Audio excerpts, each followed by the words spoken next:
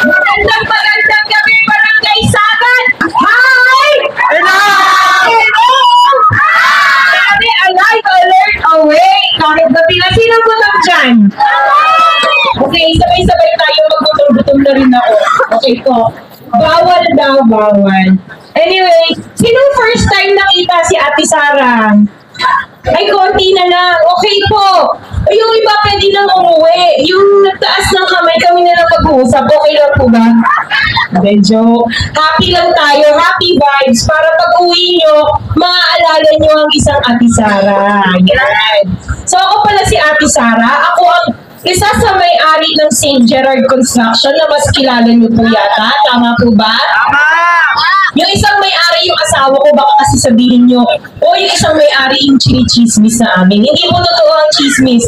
Actually, kanina, nung nag-house to house kami, kasama ko yung anak kong si Gerard. Doon nakuha yung pangalan na St. Gerard.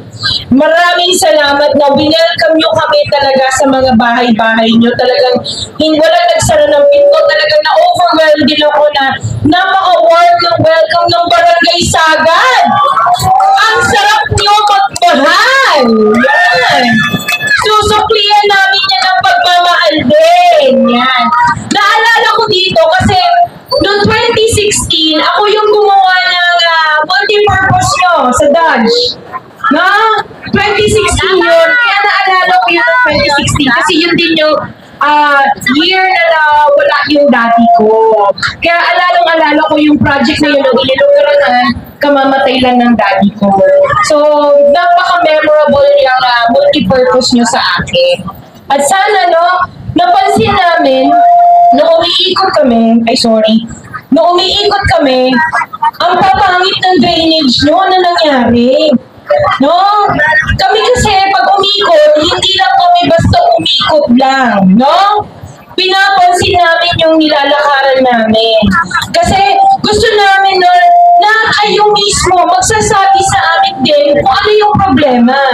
Katulad niyan, gusto namin magpatayo ng isang ospital. Okay na tayo. So, yun yung gusto natin may gawa. Isa sa pangarap namin ng Team Kaya Test, baka magpatayo tayo ng isang dekalibreng ospital na 11 story. Okay po ba? Sino dito na lang?